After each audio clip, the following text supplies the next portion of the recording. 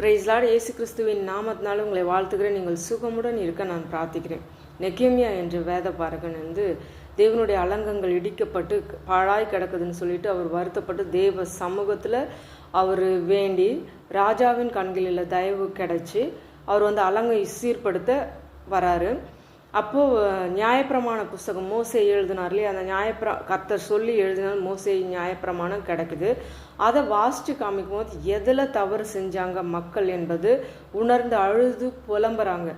அப்போ நெகேமியா என்ன சொல்கிறாரு, கலங்காதீங்க, கர்த்தருக்குள் மகிழ்ச்சியாக இருப்பதே உங்களுடைய பலன் என்றார். நெகேமியா சொல்கிறார், அதுதான் கர்த்தாதி கர்த்தன் எதையை கண்டு நீங்கள் கலங்காதீங்க. கர்த்தாதி கர்த்தருடைய கரண் நம்ம கூட இருக்கும்போது எதுக்கும் கலங்க தேவையில்லை. அவர் நம்முடைய மெய்ப்பராக இருக்கும்போது நாம் எதுக்கும் கலங்க தேவையில்லை.